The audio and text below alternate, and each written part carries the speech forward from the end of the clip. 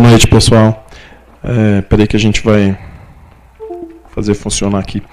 Eu estava escutando a Irati falando, né, de um país, depende do nível de democracia. Eu não consigo deixar de falar que a nossa democracia hoje é zero, ou quase zero, no Brasil. Fora Temer, eu tinha colocado na última apresentação, o meu último slide tinha fora Temer, mas eu tirei com medo que fizessem fora Denis. Não aqui, porque aqui é um... Hã?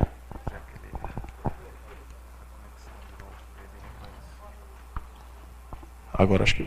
Não foi. Peraí que tá...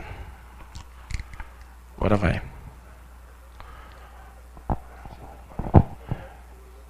Tinha algo... Não, no Mac é automático, né? Bom, deixa eu tirar o óculos de velho aqui, que agora já está funcionando. Eu coloco. Obrigado. Pessoal, de novo, então, boa noite. Eu estou ficando velho, eu vou trocando de óculos quando for necessário. Vocês me desculpem aqui. Obrigado, Gerson, né, pelo convite. Todos os amigos de Campo Grande, eu tenho uma relação forte com a UFMS, uma relação de amigos, uma relação de confiança. Minha filha está aqui, não está aqui hoje, mas ela está nesse curso, ela estuda nesse curso. Então é uma alegria poder voltar. E é uma alegria voltar para falar sobre essa temática que tem a ver com o Congresso desse ano e que, na verdade, resulta de um início de uma nova investigação. Eu, nesse momento, estou investigando continuo falando sobre jornalismo transmídia. A gente começou a ver esse assunto surgir nos meios de comunicação. Na época saiu, inclusive, esse videozinho do The Guardian, falando sobre o que seria um transmídia storytelling. Eu vou colocar aqui o microfone, porque o cabo estava longe, daí foi mais fácil, para vocês verem, pra vocês terem uma ideia do que em 2012 The Guardian começava a falar sobre que pode vir a ser um tal de jornalismo transmídia. Não está saindo som, você tá?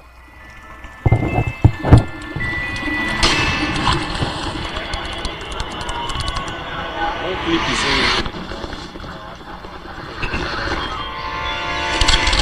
Little pig, let it be! It's a parade!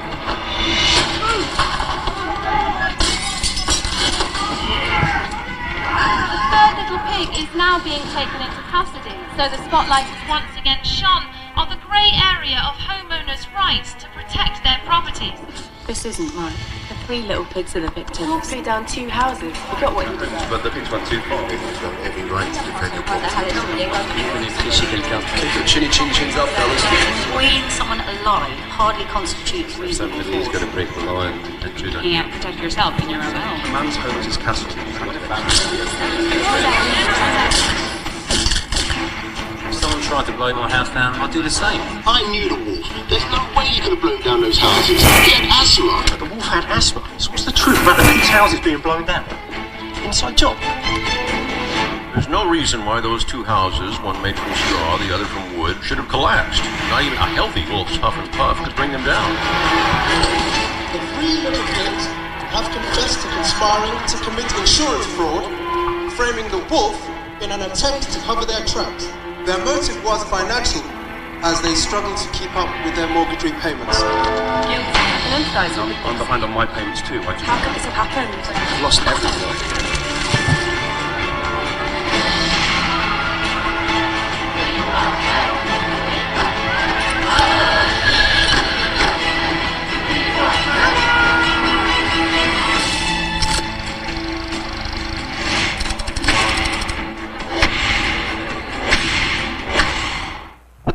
Bom, isso daí foi em 2012, como eu falei, né? Foi no ano, inclusive, que saiu aquele livro lá que eu mostrei. No mês que saiu aquele livro. E eles começavam a falar sobre o jornalismo multiplataforma de linguagem. Pela primeira vez, um veículo, um meio de comunicação falou jornalismo transmídia. Até então, tinha alguns loucos, eu fazia parte desse grupo de loucos que falavam esse termo, jornalismo transmídia. Perguntavam se era coisa de transexual, já perguntaram cada coisa, e é verdade, viu? Uma vez no congresso me perguntaram, tem alguma coisa a ver com transexual? Eu falei, depende. Sei lá, né? Depende do teor alcoólico. E daí, nesse momento, eu comecei a enfrentar alguns questionamentos e alguns olhares céticos, inclusive, sobre o que poderia ser o tal do jornalismo transmídia. Amigos meus questionavam ou, às vezes, se confundiam com conceitos, etc. Eu vou mostrar aqui, não estou falando pelas costas, tudo isso daí eu já falei com eles várias vezes. Um deles foi o Scolari. Nesse livro ele escreveu um negócio que ele falou uma vez na minha casa, em Bogotá, falou que o jornalismo sempre foi transmídia, mas era mais selvagem. Falei, não, o jornalismo sempre foi cross-mídia. Aí é o conceito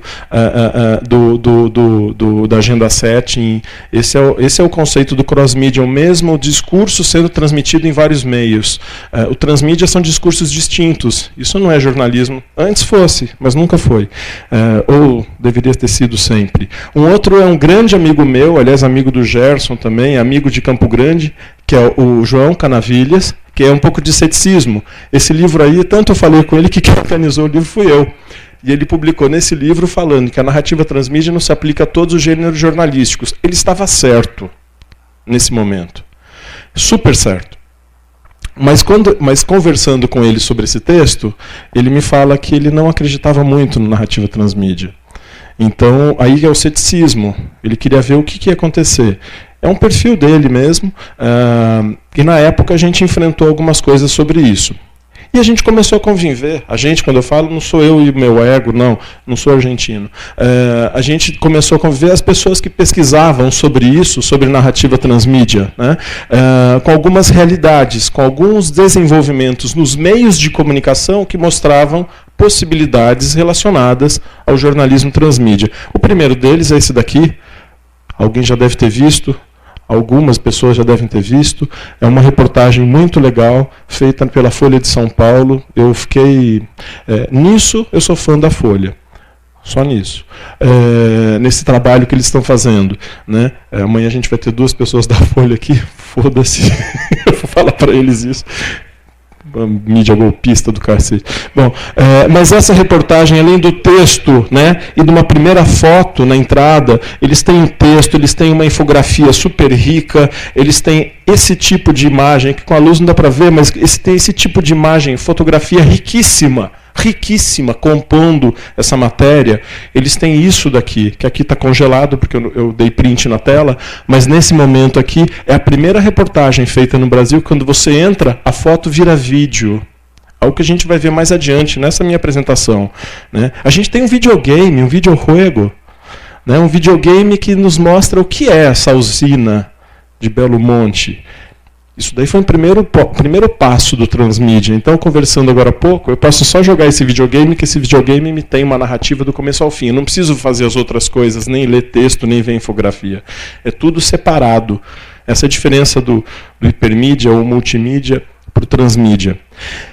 E a gente começou a ver alguns indicativos cada vez mais positivos com relação a isso, né? Que foi o crescimento do jornalismo de formato longo, o long form journalism, né? Que no ano passado a Raquel apresentou sobre isso aqui, e apresentou muito bem. Eu acompanhei, eu estava lá em Bauru assistindo. Isso daí tem feito com que o jornalismo transmídia ganhasse espaço, ganhasse protagonismo, tem feito com que o jornalismo transmídia fosse muito bem explorado. E daí eu tenho falar a respeito, né, tem a ver com a minha pesquisa atual, que é uma pesquisa que eu desenvolvo pela FAPESP, essa que eu falei que eu tenho alguns resultados, a partir de agora eu mostro alguns resultados de observação, por enquanto, que tem a ver com isso, com o crescimento desse jornalismo de formato longo, porém, explorando cada vez mais a imagem como linguagem. Ou seja, cada vez menos texto, cada vez menos recursos mais gutenbergianos, e cada vez mais foto, vídeo, imagem em movimento, infografia, e por que não caixas de texto construindo uma linguagem hipertextual, né?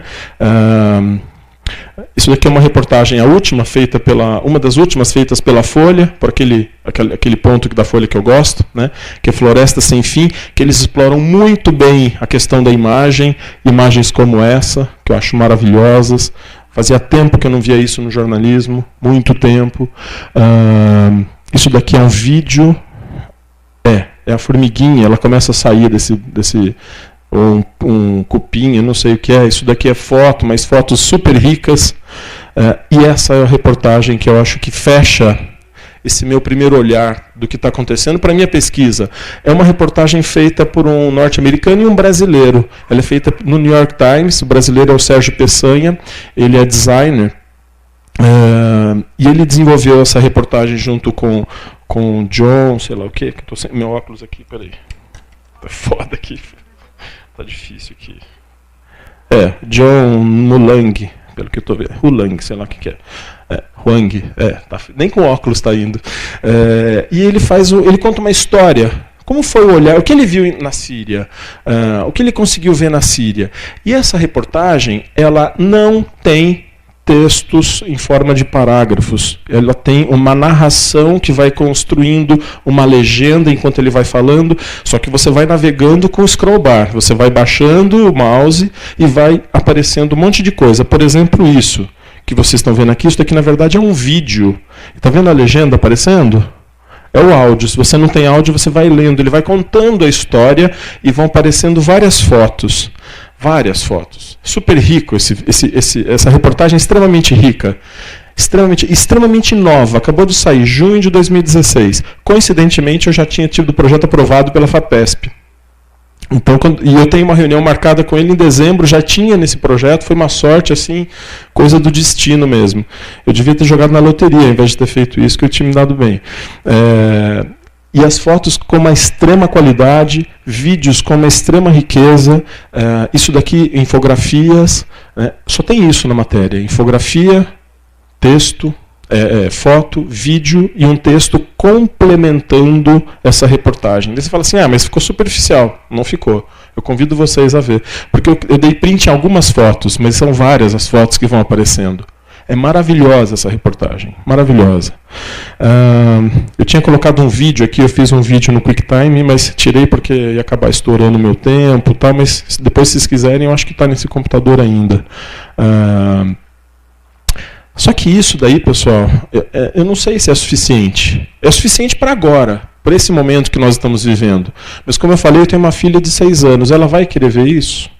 Será que para ela vai ser divertido ver foto e vídeo? Foto e vídeo é coisa para velho como eu. Não é coisa para minha filhinha. Né? Talvez tenha que ter mais coisas. E a gente tem alguns indícios do que pode vir a ser. Alguns indícios que já estão acontecendo. Primeiro, como que a gente vai distribuir isso? Eu deixo na internet, daí a gente tem que ir lá, teclar e entrar? Não. Olha a apificação aqui. De novo, New York Times. Isso aqui é do meu iPad. Lá eu leio. Ele me informa quando chega a notícia que eu quero, do jeito que eu quero. Se eu quero saber sobre quanto está a cotação do euro, ele vai chegar. Se eu quero saber sobre preço de viagem para Campo Grande, ele vai mandar. E assim, claro que eu não estou querendo comprar coisa, eu quero informação, né? Mas o crescimento da apificação não é só a linguagem, é o crescimento, é a oferta, traga, venham ler, né? Aquele menininho do filme que ficava vendendo jornal no semáforo, extra, é esse cara, a apificação. A Rádio Televisão Espanhola tem um aplicativo maravilhoso, que eu acho, que é esse daí, que reúne as principais notícias dos principais canais da televisão. E a RAI, que é a emissora italiana, que nos oferece rádio o dia inteiro, até porque o vídeo deles é muito ruim, então tem que ser rádio mesmo, e é muito interessante essa maneira de nos oferecer as coisas, é a tal da apificação que a gente está falando nesse congresso. Só que a gente também tem um retrocesso aí. Do mesmo jeito que eu mostrei a Rádio Televisão Espanhola, com aquele aplicativo maravilhoso, tem um aplicativo deles, Notícias RTVE, que você não consegue mais abrir para fazer download. Eu tenho no meu celular, no meu iPod lá em casa, porque eu baixei antes deles tirarem do ar. Eles tiraram do ar agora. Dá para entender por que eles tiraram do ar. Porque eles estavam fazendo um aplicativo, mas não sabiam como trabalhar com esse aplicativo. Eu vou mostrar dados aqui. Esse era o aplicativo, ó, lá em cima, Notícias RTVE. Bom, vamos pensar. Rádio e Televisão Espanhola é uma empresa de rádio e televisão, não é? Rádio e televisão, não? Então, olha aqui. Em setembro de 2015, tem um celular aí tocando. Em setembro de 2015, eles tiveram... Eu somei, eu observei durante um mês esse aplicativo, tinha no meu celular. 63% das publicações da Rádio e Televisão Espanhola, 63% tinha vídeo. Tem alguma coisa errada aí, né? Desse mesmo total de publicações, apenas 23 tinha áudio. Então a Rádio e Televisão Espanhola não estava fazendo rádio nem televisão. Eles estavam perdidos aí com relação ao conteúdo. Por outro lado, a Rádio e Televisão Espanhola estava explorando muito texto, muita fotografia, muito infográfico e meios sociais. Muito bem. Por que eu falo que é um retrocesso? Porque eles começaram e daí retrocederam. Eles podiam tentar melhorar ali. Eles tiraram do ar. Se você tentar baixar hoje, não vai conseguir mais. Se baixar, manda e-mail porque eu quero baixar de novo. Quero ver como é que ficou. Porque eu estou observando isso desde o meio do ano passado. Mas é uma tendência. Por que é uma tendência? Porque eu estou no metrô de Madrid e me chega uma informação. Eu não preciso chegar em casa e ver televisão. Aliás, eu não preciso fazer... Eu nem vejo mais televisão, né? Aliás, eu mesmo não vejo televisão. Eu não estou dando um exemplo, eu não vejo mesmo. Até para não ficar triste, não matar, etc. Mas, e quando eu vejo televisão espanhola. Assim eu fico sabendo quando que está na Espanha. Vejo em casa. Ou então o canal português, lá o SIC Internacional. Porque aí não tem notícia ruim. Só notícia ruim deles, não as minhas. Né? E daí, pessoal, eu faço a provocação da noite. Espero que vocês saiam daqui pensando, o Denis está falando besteira, ou não, mas que saiam pensando um pouco nisso tudo. Né? A gente falou que a imagem está ganhando vida. Está ganhando espaço. Agora, as possibilidades são que elas possam ganhar vida, ou seja, que as imagens se transformem de alguma coisa. Isso daí tem a ver com o nosso ecossistema midiático. Gerson, o seu telefone qual que é? É um iPhone qual? Um 6. O 6S já tem um aplicativo chamado Live Photo. O 6 ainda não, tem? O Live Photo 6 não tem, é o 6S que começa. E o SE também. Eu não estou fazendo propaganda da Apple, não. Meu celular é um Windows Phone. Mas tem o Live Photos. Olha esse vídeo. Quem não conhece o Live Photos? Você vai e tira uma foto. E essa foto pode virar um vídeo. This is a cat. And this is a live photo of a cat. Live photos are more than just photos. They come alive when you touch them. And then they go back to still when you let go. So every time you take a picture, you get more. Bom, tá certo. Para que serve isso, né? Isso daí só funciona no telefone. Pois é, não estou falando de propaganda da Apple, estou falando de tendências. A gente quer pôr o dedo e fazer aquilo virar vídeo. A gente quer transformar aquilo de alguma maneira, num passe de mágica, dar vida à imagem. Que eu já falei que é isso que está ganhando protagonismo. Então a gente está buscando isso. Eles falam assim, mas tudo bem, está fazendo propaganda da Apple. Não, também vou fazer propaganda do Android.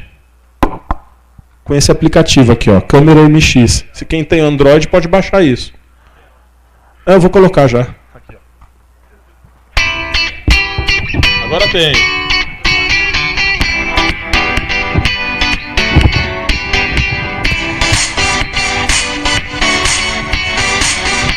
Entendi.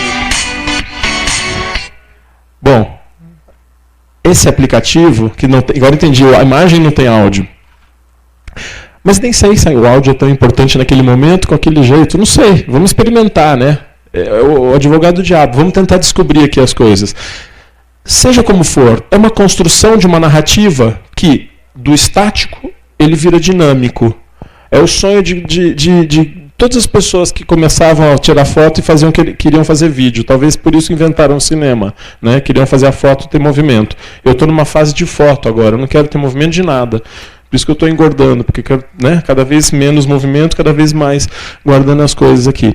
Mas seja como for, é uma tendência. É uma tendência atual. Eu não falei do aplicativo, da reportagem lá do brasileiro, do Sérgio Peçanha? É um texto que virava vídeo quando eu baixava o scroll bar. Eu não falei daquela foto do do Belo Monte, daquela turbina que começa a girar? Isso tem a ver com uma necessidade que nós temos também.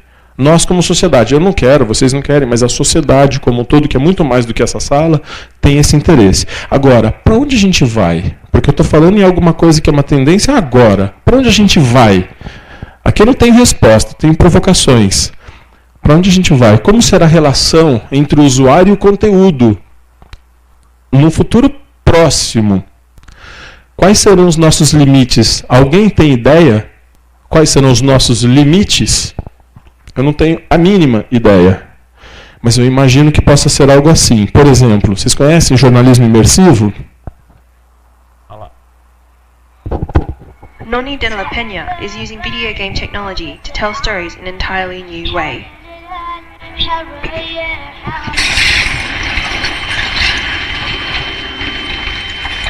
In part of Syria, I just put in the middle of the street when a bomb goes off, just like what happened in the real day. Known as immersive journalism, the medium allows audiences to enter the story. I wanted to put them in the place that I always want to be as a journalist. Eu estou experimentando sobre isso no meu laboratório lá na Unesp, e é impressionante a imersão que você faz com um simples óculos de R$120 comprado no Walmart e um dispositivo móvel. É impressionante a capacidade de imersão que você tem com isso. Daí você fala assim, qual é o diferencial? O diferencial é que essa pessoa, essa Noni de la Peña, que é uma norte-americana, ela pegou e tinha um pedaço de um vídeo daquela menina cantando. Explode uma bomba. Para onde foi parar a menina? Não sei. A câmera? Não sei também. Foi para o chão. A partir dali ela conta uma história só com o áudio. O áudio é real. E ela constrói um cenário gamificado. E você com aquele óculos vai navegando pela notícia. Pode ser esse o futuro. Pode não ser. Pode não ser. Eu sei do seguinte, quando eu estudei jornalismo, eu aprendi que imagens tinham que ser reais. Ora. Será? Não sei. Quando eu nasci, a minha avó falava que só podia casar homem com mulher. As coisas estão mudando, não é? A gente tem que aprender com essas mudanças. Uma outra novidade, alguém já conhece, já viu esse negócio? Apaga a luz, por favor. Isso daqui, já tem gente experimentando fazer jornalismo. Em Colômbia, já tem um laboratório trabalhando com esse brinquedinho da Microsoft. É diferente do Google Glass lá, é outra coisa. Bom, quase igual. What if we could go beyond the screen? Where your digital world is blended with your real world. Now we can. This is the world with holograms. What will they enable us to do?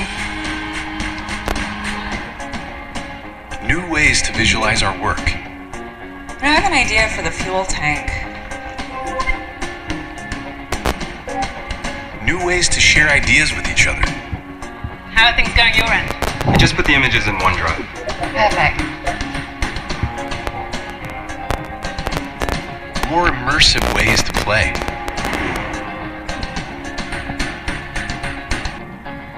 New ways to teach and learn. So put the new trap in the place of the old one. Now what? And tighten here and here. New ways to collaborate and explore the places we've never been. Look at this formation. Let's take a closer look.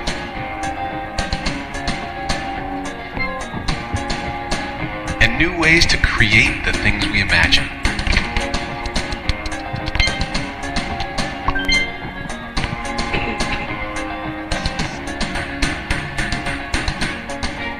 Because when you change the way you see the world, you can change the world you see.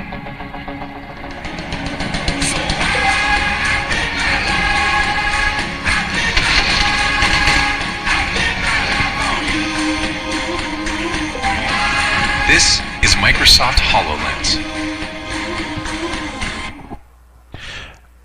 Isso daí você fala assim, é futurismo, né? Custa $3.000 aquele óculos. E se você tiver um registro de desenvolvedor, você paga 50% do valor. A Microsoft já vende isso faz pouco mais de um ano. E a gente já está aprendendo a trabalhar com isso no jornalismo. Quem vai usar? Não sei. É tudo experimentação. Quando o Gutenberg inventou a prensa, não sei se vocês sabem disso, falaram que ele era um louco. Falei na minha aula uns dias atrás, o Ângelo estava nela, na minha aula de doutorado. Chamavam ele de louco, ele morreu pobre e louco. O cara inventou a prensa. Sem ela, a gente não teria nem lido a Bíblia. A gente não teria lido nada. Talvez a gente estivesse vivendo uma inquisição, ou um feudalismo, ou qualquer porcaria dessa. Bom, no Brasil está quase isso. Mas a gente talvez estivesse vivenciando coisas piores. Então, essa daqui é uma realidade? Não sei. E por isso eu deixo essas provocações finais. Os jornalistas e as redações estão dispostos a essas mudanças? Será? Quais são as próximas surpresas, entre aspas, narrativas do ecossistema midiático? Por que entre aspas? Porque tudo isso daí a gente assistia lá na família Jackson, né, nos Jacksons, não sei onde mais, e as coisas estão acontecendo. Na apificação, a produção deve pensar em imagens como primeiro plano? Cabe no nosso bolso uma notícia imagética, um dispositivo móvel, numa apificação? Como seriam as ideias de Marshall McLuhan nessa contemporaneidade? Digital McLuhan? Será? Será que seria uma maneira boa de chamar Marshall McLuhan de Digital McLuhan? Não sei. Aí eu deixo um pouquinho da resistência, continua, não tem nada a ver com a apresentação, mas com fora Temer que estava ali em cima, né? E muito obrigado. Eu queria depois que você falasse isso aqui. Muito obrigado.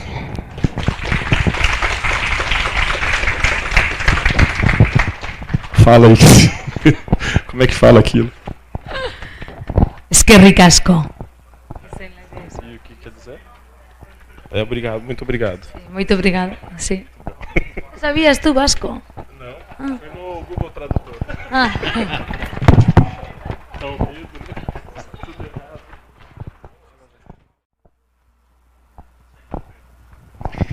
Elaide.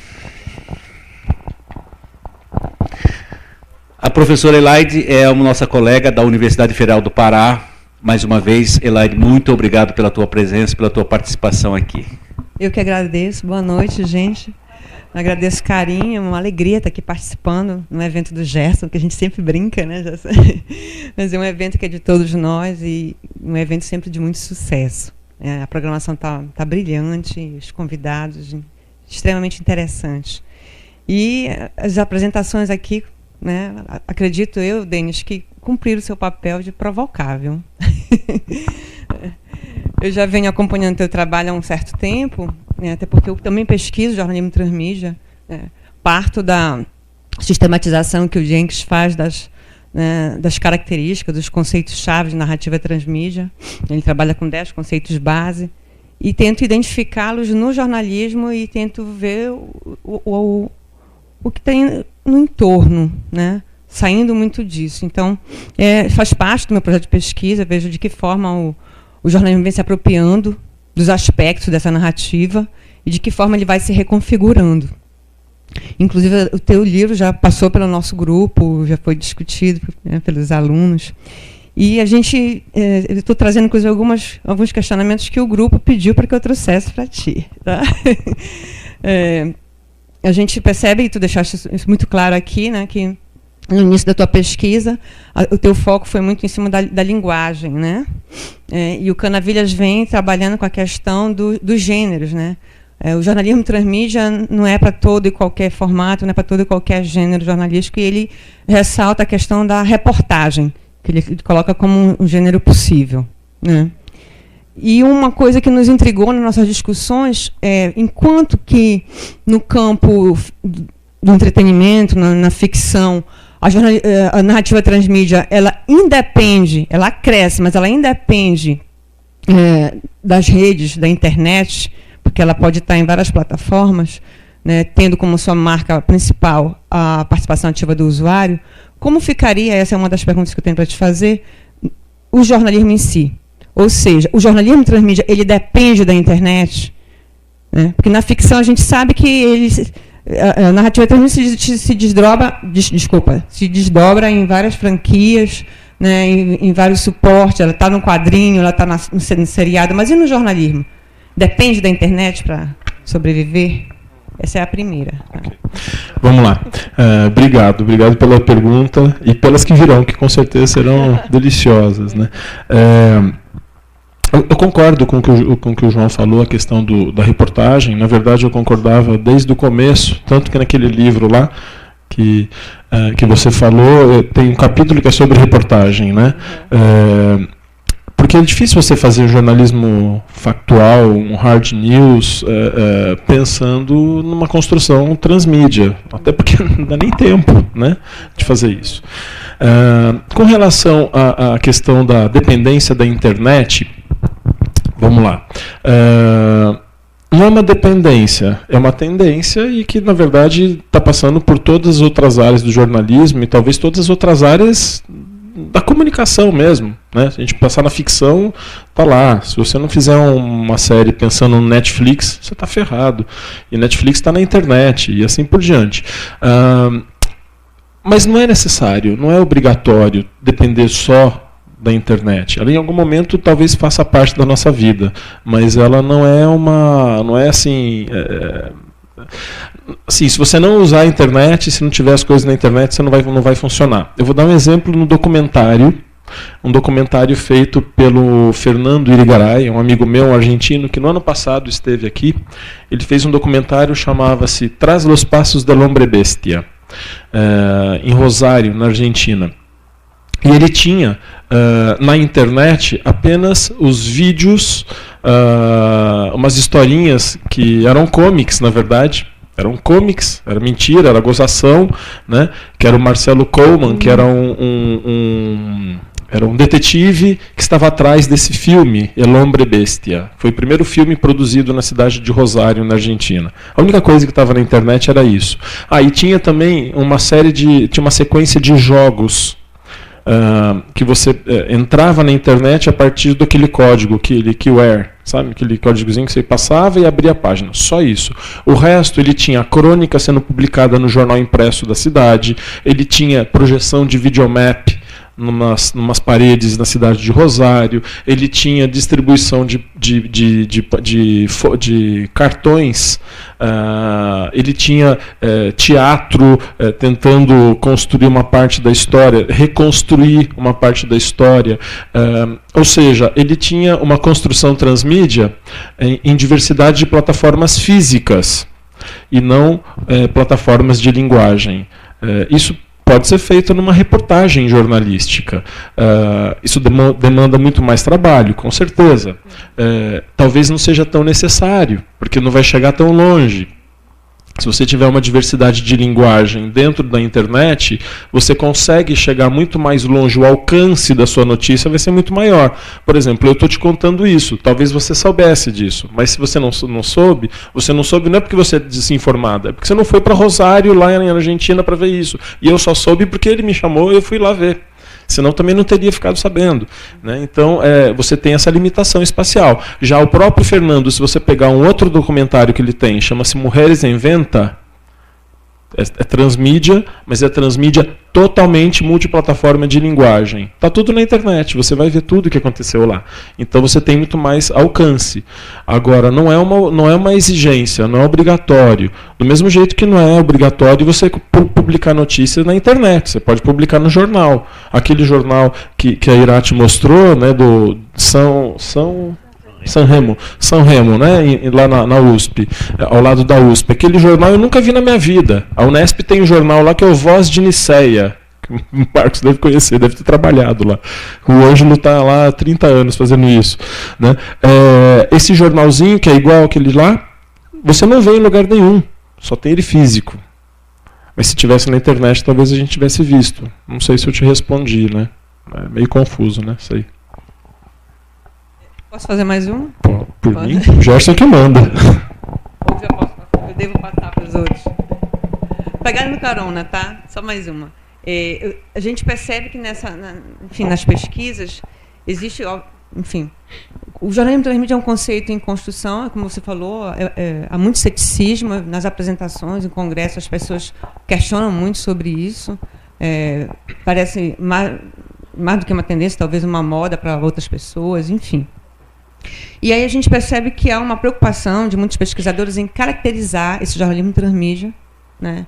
E também perceber as circunstâncias, as condições para que ele se desenvolva. Por exemplo, algumas coisas que você colocou aí, o jornalismo imersivo, a questão da mobilidade, né, do audiovisual. Então, são pontos muito fortes que estão ligados a esse dito jornalismo transmídia.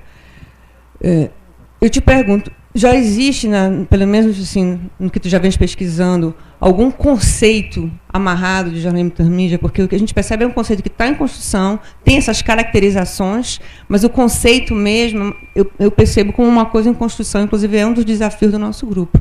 Eu queria te ouvir um pouco sobre isso. Ótimo, adorei a pergunta. Vamos lá.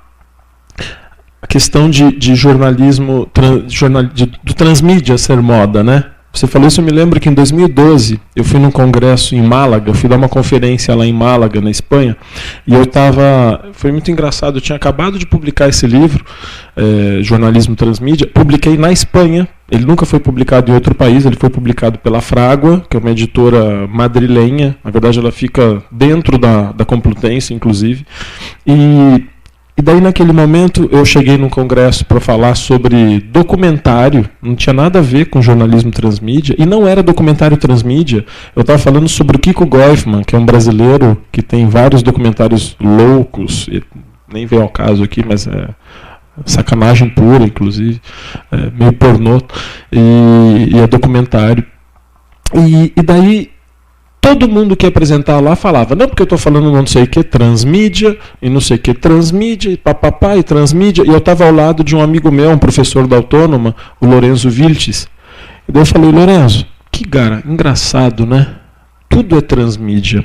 E se tudo é transmídia, nada é transmídia. E a gente vivia aquela moda. E essa moda continua. Essa moda continua. Esses dias eu estava lá na Unesp, eu não dou aula de transmídia na Unesp. Minha disciplina até esse semestre agora é telejornalismo. No próximo eu vou para fotojornalismo. Eu pedi para mudar, inclusive, pedi para sair. Né? Pedi para mudar porque eu queria trabalhar com imagens estáticas, que é algo que eu estou vivenciando na minha vida pessoal há 3 anos. Eu não quero mais fazer vídeo, estou sem saco para isso. Então eu não dou aula de transmídia, mas outro dia 8 alunos falaram comigo em 2 dias. Eu somei, fui fazendo um xizinho, sabe, vendo quantos iam falar comigo sobre isso. Não, porque, professor, eu vou fazer uma reportagem transmídia, porque eu vou fazer um TCC sobre do jornalismo transmídia e não sei o que sobre jornalismo transmídia, me convidando para a banca. Ou seja, eu não era orientador desses trabalhos.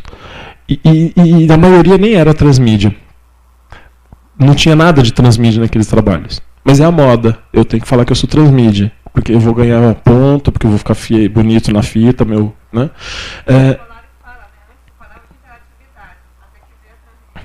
Ele mesmo. Né? Ele escreve Primeriaciones, ele tem um parágrafo de transmídia. Naquele parágrafo de transmídia, a partir daquilo lá, ele só virou transmídia. Né? Ele tentou sair no momento. Né? Na mesma noite que ele falou aquele negócio que todo jornalismo é transmídia, ele jantou na minha casa em Bogotá e ele falou assim, eu falei, e aí, ô Scolari, o que você está pesquisando? Né? Você não vai voltar a pesquisar sobre interface? Que ele tem um livro que eu adoro, que é o Acerclick. E ele, não, agora eu estou pesquisando um tal de Big Data. Isso foi em 2012. Um tal de Big Data, porque Big Data vai me chamar para dar bastante conferência, e ele cobra, né? $1.500 para cada conferência. Eu também cobro, mas eu cobro uma cerveja, 2, 3 talvez. Mas daí ele falou, porque vão me chamar para dar bastante conferência. Eu falei assim, mas você sabe o que é isso? Eu sabia o que era, porque minha esposa é engenheira de sistemas, trabalha com algoritmo há 10 anos e fez doutorado em jornalismo de dados. Mas eu fiquei quieto ali. Não sei, mas eu sei que tem um tal de algoritmo que eu tenho que aprender. Né? Ele desistiu. Porque daí minha esposa começou a falar o que era algoritmo, ele falou, deixa para lá, vou trabalhar com transmídia mesmo que está dando certo. E ele está trabalhando com transmídia. Mas ele mudou naquele momento que aquele parágrafo mudou a vida dele, acadêmica. Né? existe um formato, uma definição do que é jornalismo transmídia? Eu tentei colocar naquele livro de 2012 indícios do que seria um jornalismo transmídia. Daí eu organizei aquele livro que tem texto do Canavilhas também, tem vários outros textos, pensando que dali podia sair alguma formulação dessa proposta. Não saiu, só saiu confusão. Não sei se você tem aquele livro, se não tiver eu te mando digital, tá pirateado já, por mim. Ah, então ótimo. Se não tá pirateado, eu também te mando. Eu tô escrevendo um texto sobre isso, mas é um texto em forma de livro. Eu quero tentar definir, tirar dúvidas. Por exemplo, que a gente estava conversando agora aqui, no começo, né, a diferença me perguntaram a diferença do multimídia e do transmídia. Né, porque é uma linha, né, e eu ainda parto do ponto que multimídia nem existe. Mas deixa para lá. Na Portugal e na Espanha também. Mas o George Landon fala no Hipertexto 3.0, que é um livro de 2009, desse tamanho, 800 páginas, ele fala ali que é hipermídia e o que é multimídia. A própria Raquel, né? Raquel Long, uma vez a gente estava em Bogotá, ela está almoçando em casa, ela falou assim, Denis, você fala hipermídia ou multimídia? Eu falo hipermídia. Ela falou assim, eu também. Vamos começar a falar só hipermídia? Porque todo mundo fala multimídia. E ela ficou a vida inteira. Não, porque tem que ser hipermídia. Porque ela fez o sanduíche com o próprio Landon. Né? Daí ela pegou e ficou assim a vida inteira. Ano passado, estou eu acompanhando o ciberjornalismo e ela solta multimídia. Eu escrevi no ato para ela. Deve ter aparecido aqui no telão, que tinha aquele. Ano passado tinha aquele telão, Gerson? Deve ter aparecido. Raquel, multimídia ou hipermídia? Eu estava na minha casa e escrevi, não aguentei. Né? Então, é um bacanal mídia, né? Mas ele explica ali, por questões de forma de produção tal. Então, eu pretendo escrever. De repente, a gente pode escrever junto, né? Com o seu grupo. Sai daí uma proposta. Tá bom? Oi. A minha pergunta, vou tentar fazer um elo aí entre a fala da professora Irati e do professor Denis. Eu tenho dado uma disciplina aqui na UFMS para o último ano, chamado Jornalismo, Cidadania e Tecnologias, que agora, com a mudança das novas diretrizes curriculares, e a gente alterou a disciplina para o nome de Mídia, Cidadania e Tecnologia.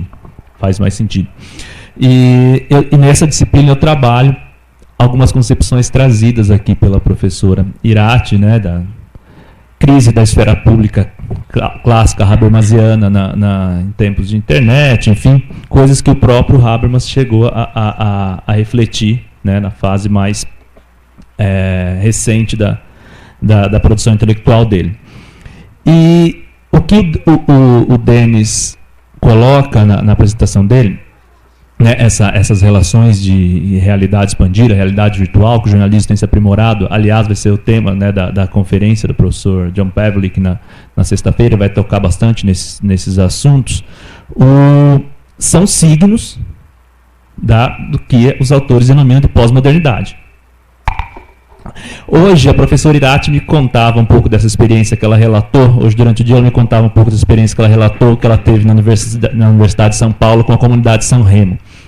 E quem conhece ali na USP, né, em que a principal universidade brasileira, né, onde estão as cabeças privilegiadas da academia brasileira, a USP é dividida por um muro da comunidade São Remo. Né? E ali me parece, eu falei isso para a professora Irati hoje, a materialização daquilo que alguns sociólogos denominam de modernidade inconclusa. Né? Porque você tem de um lado do muro os laboratórios com altas tecnologias, né? Os pesquisadores, os grandes recursos de fomento, e do outro lado do muro uma comunidade com certas carências, inclusive de saneamento básico. Então, ali parece que a materialização dessa concepção de modernidade inconclusa. Né? De um lado a pós-modernidade e do outro lado a pré-modernidade. E aí a professora me deu um dado interessante. Ela falou, eu andava pelas ruas, né, professora, uma espanhola, né, trazendo uma informação, porque eu mesmo não tive lá na comunidade. Eu andava pela comunidade, via ratazanas e via, né, faltava saneamento, mas a comunidade toda estava atendida pelo Wi-Fi.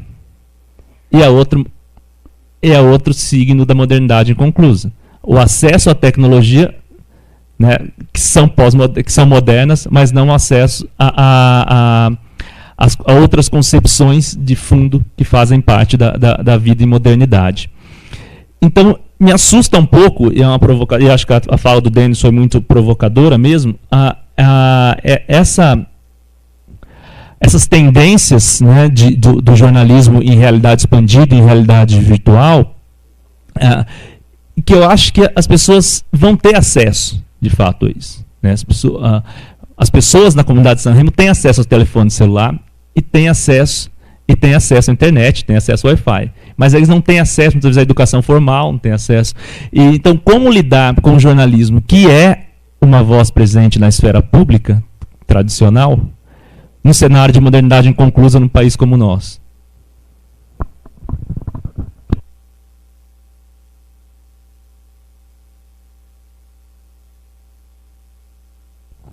Muito obrigada, profesor, por el comentario.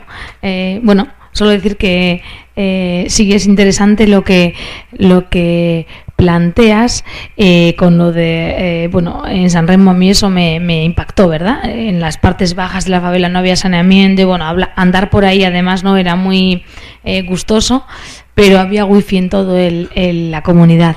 Y antes también han hecho la pregunta de ¿es necesario internet para hacer todo esto y tal, no?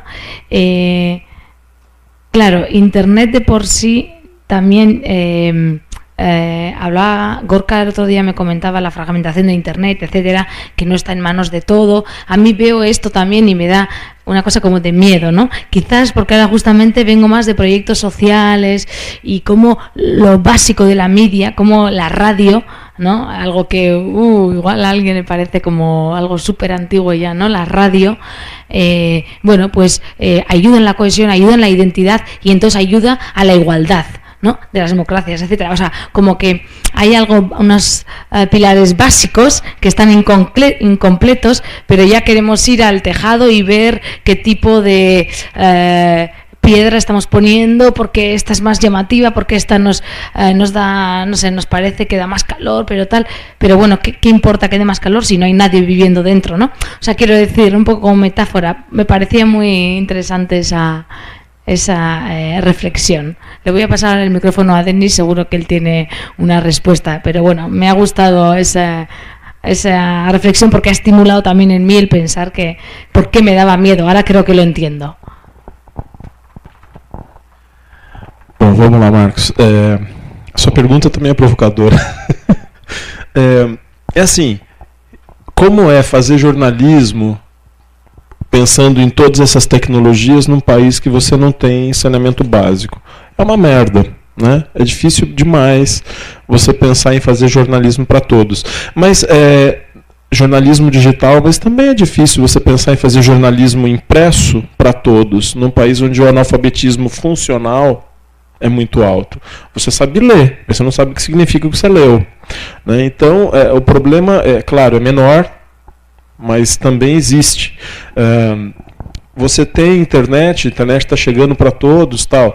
Aquele óculos, né, o HoloLens, eu também não posso ter. Eu não posso gastar $3.000 com isso, entendeu? E assim por diante. Então a gente tem problemas aí que estão acontecendo.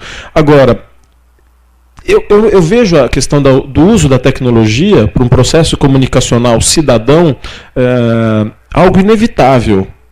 E não é de hoje. Eu vou dar um exemplo. Quando eu estava no mestrado na Metodista, em 2005... Não, desculpa, eu estava no doutorado da Metodista, já em 2007, eu tive a oportunidade de ir para o Equador, para o sul do Equador, para uma cidade chamada Loja. E quando eu fui para Loja, eu conheci uma rádio de uma comunidade Saraguro. A comunidade Saraguro foi o que encantou o Sebastião Salgado quando ele fez o livro América Latina. primeira reportagem fotográfica que ele fez, fotojornalística que ele fez, ele conheceu essa tribo indígena, que é a mais pobre das tribos indígenas equatorianas, né? E eles tinham uma rádio. E era uma rádio comunitária que falava em Quechua. Tudo em Quechua. Eles tinham uma página web com todo o conteúdo da rádio gravado em Quechua.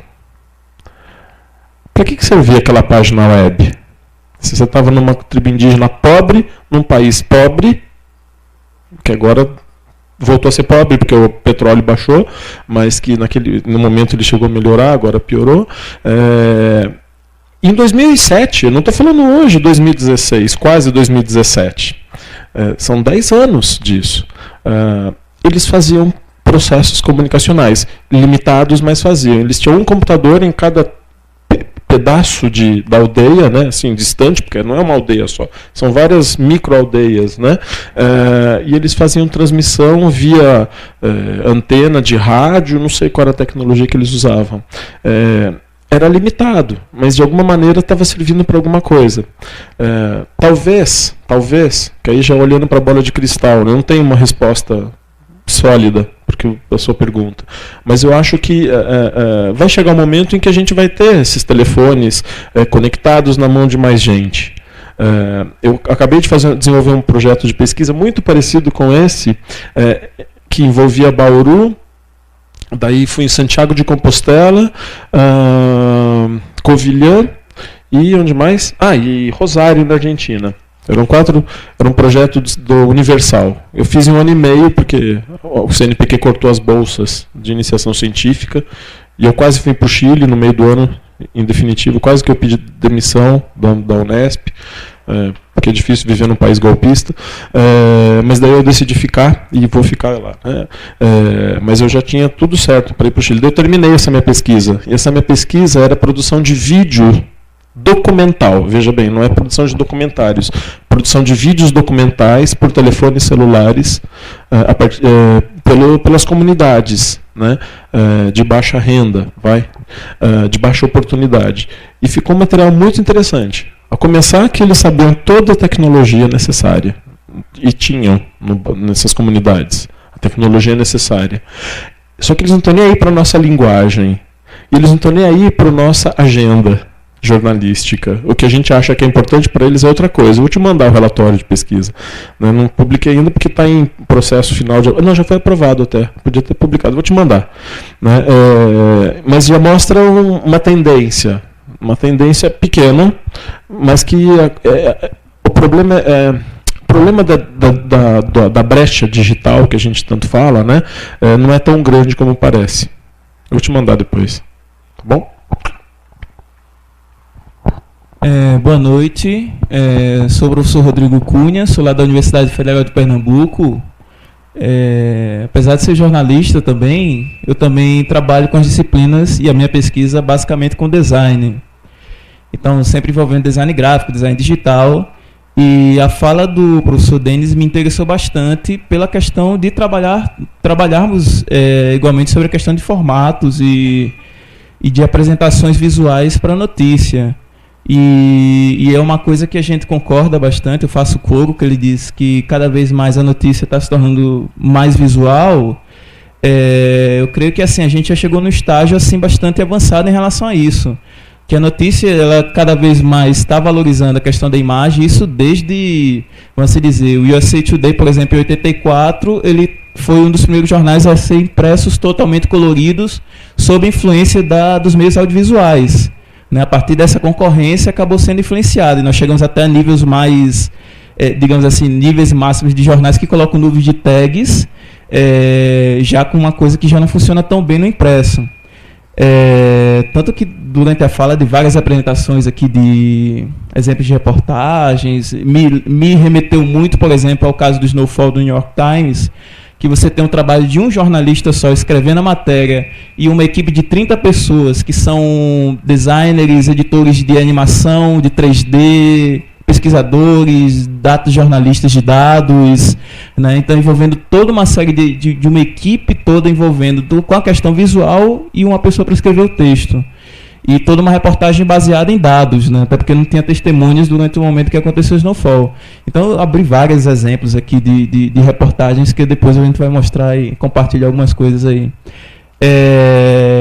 E eu fiquei pensando assim, existe uma organização que é a Society for News Design, que premia todos os anos, é uma congregação de vários designers no mundo todo, e que premia inclusive várias dessas reportagens visuais, e quase sempre se remetem a alguns poucos, vamos assim dizer, poucas empresas, né, que tem esse know-how e que consegue uma equipe de inovação, de design, que consegue fazer esse tipo de reportagem. New York Times, Boston Globe, The Guardian.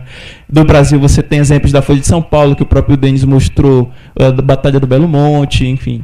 Você tem um número que você conta no dedo praticamente.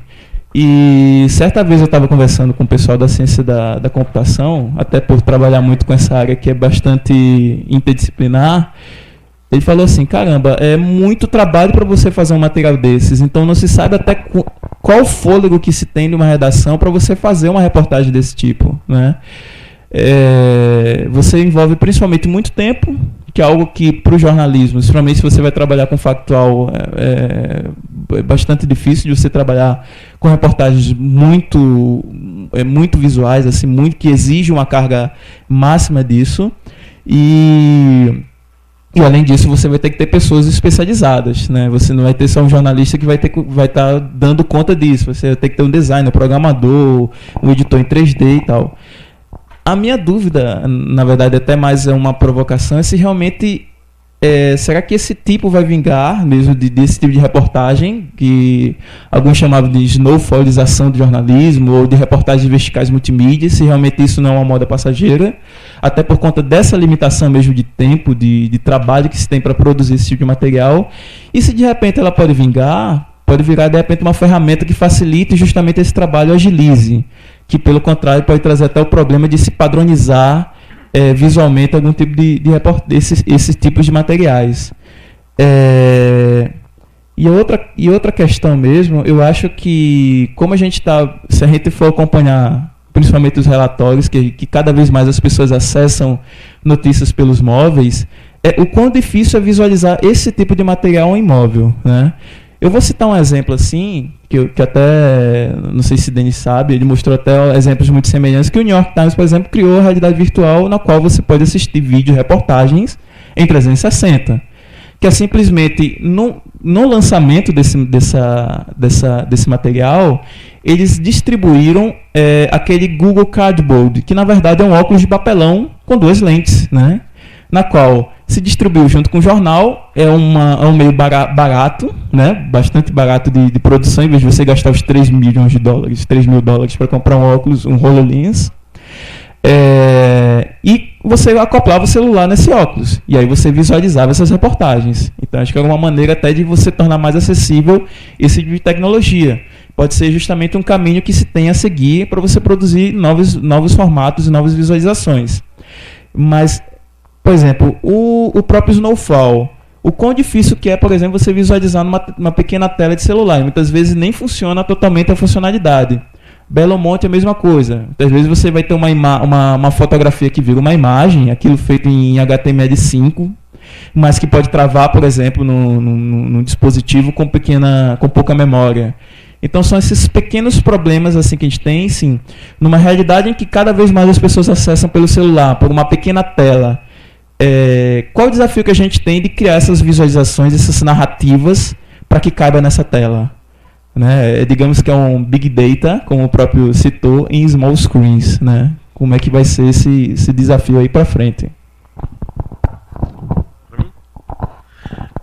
Vamos lá. Eu não lembro se eu vou lembrar das 2 perguntas, mas se eu esquecer, você me lembra. Eu vou começar da segunda antes que eu me esqueça.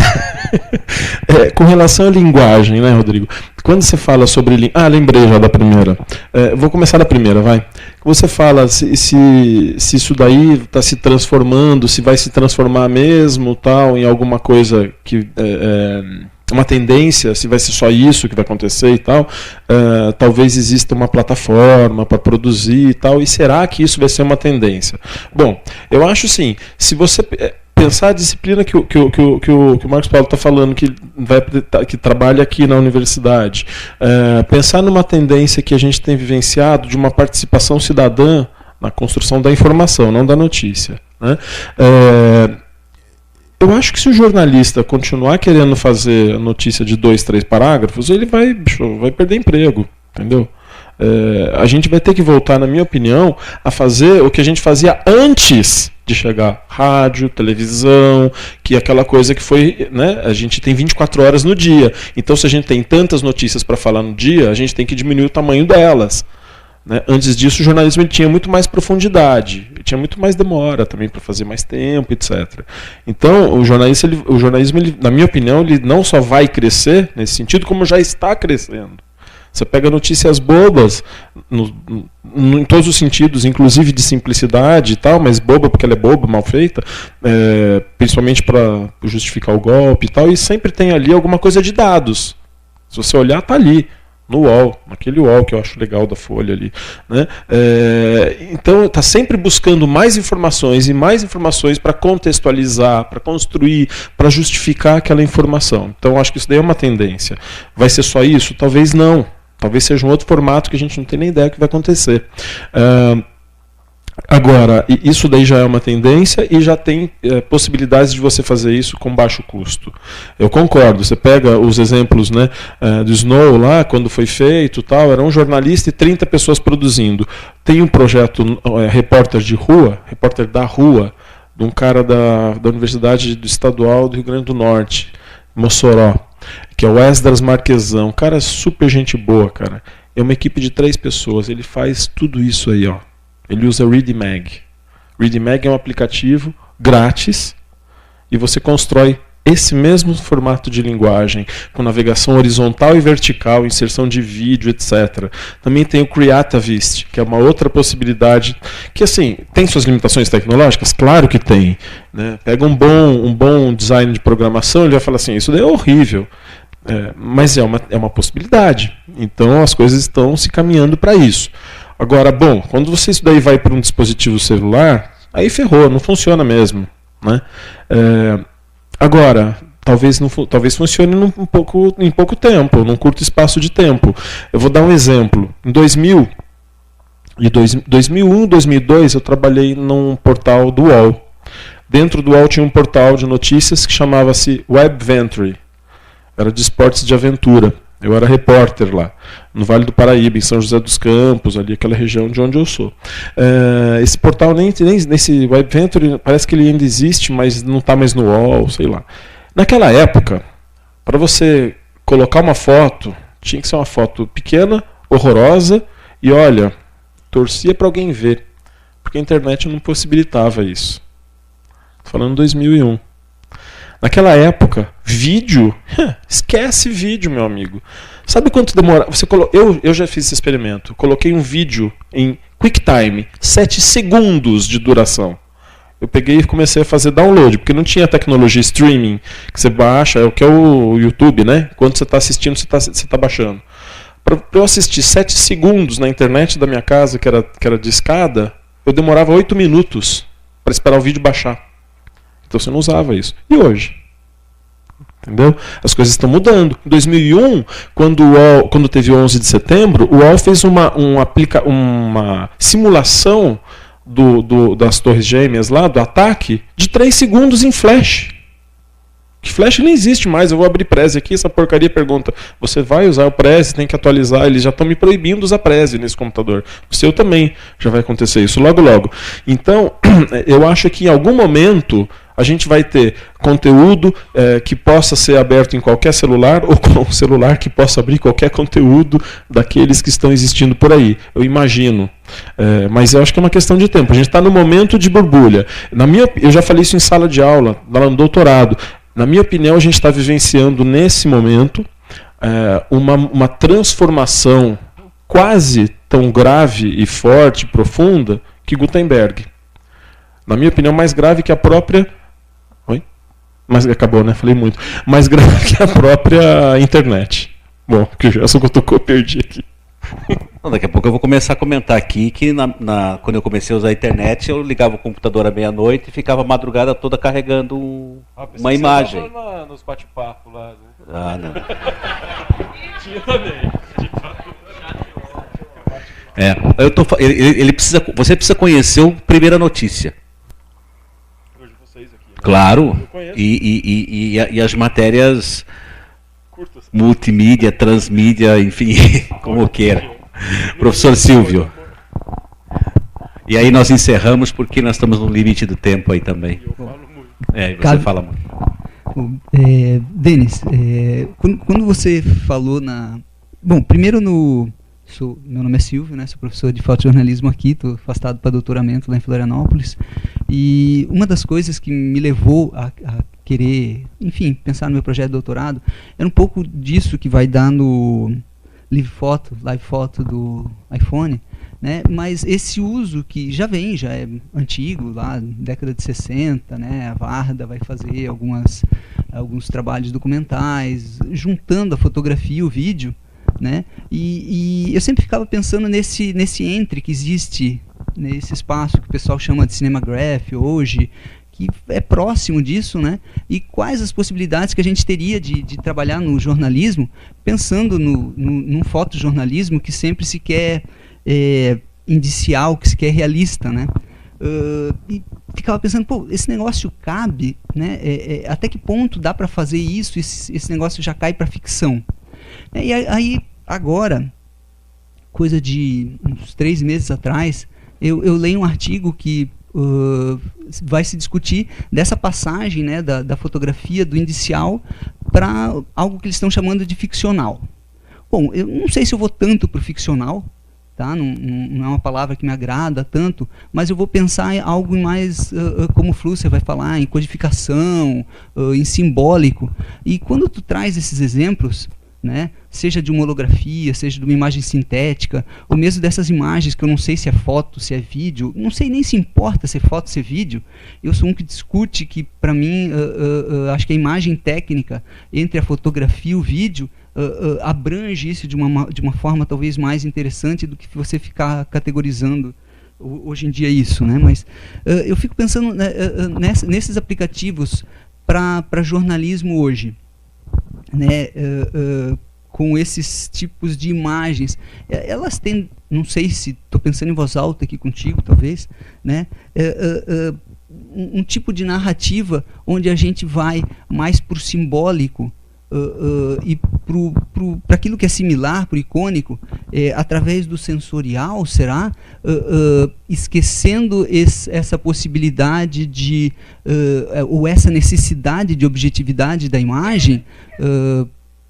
Como é que tu vê esse caminho da imagem quando ela quer ser narrativa, quando ela não quer ser só um coadjuvante do texto, quando eu quero falar pela imagem? É possível falar pela imagem? De que forma que tu vê isso? Obrigado.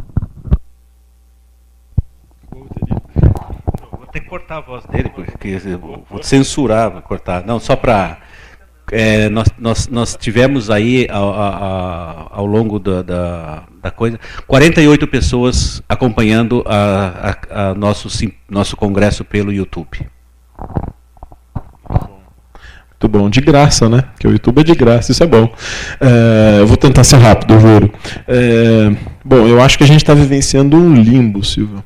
A gente está no limbo, realmente. A gente está no momento em que, se tem uma coisa que fala da modernidade líquida, né, do Bauman, né, a sociedade líquida e tal, a gente está mais líquido que o líquido do Bauman, na minha opinião. Mas eu acho que é possível construir uma narrativa pela imagem em si. Eu confio nisso. Se você pensar no anterior à fotografia, se você pensar o que eram as pinturas, o que eram as pinturas rupestres, é narrativa com a imagem, né? E muitas vezes aquelas imagens eram, muitas vezes não sempre, elas eram ficcionais, que reproduziam um acontecimento, mas eram ficcionais. Então, eu acho que a gente pode trabalhar com isso. Como fazer isso, eu não sei. por outro lado, eu acho que a gente está cada vez mais buscando uma foto que ganha vida, eu gosto de chamar de narrativa imagética, porque você não sabe que é uma coisa ou outra, então é narrativa imagética, fico ali PSDB em cima do muro. Então, eu acho que essa pode ser uma tendência, mas eu realmente estou no limbo, como você, eu estou pesquisando sobre isso agora, faz 2 meses que a FAPESP me aprovou o projeto, faz 1 mês que ela me deu dinheiro, e faz 7 meses que eu escrevi. Eu comecei a escrever exatamente sobre isso, sobre o live foto. Não tinha HoloLens, não tinha nada disso. Era o live foto que me chamava a atenção. Depois eu te mando, me escreve, se puder, que eu te mando o meu projeto. Foi coincidência pura. De repente, que eu não usei o live foto. Eu acabei não usando. Eu te mando, se você se interessar, se servir para alguma coisa que eu escrevi, você aproveita. Mas eu acho que a gente está vivenciando um limbo e a gente em algum momento vai ter essa resposta. E esse momento vai ser rápido, na minha opinião. Porque as coisas são muito rápidas hoje em dia. Mais rápidas do que a gente pensa que são, né? A nossa velocidade de pesquisador é muito lenta perto da rapidez que eles têm. E a nossa velocidade como jornalista ainda é muito mais lento. Se você pensar que foi o último lugar que teve, de todos os processos comunicacionais, o último que usou link fomos nós. Até hoje a gente não sabe usar link, que é a coisa mais básica da internet, né? Posso provar por números depois, mas eu já vou parar. Obrigado.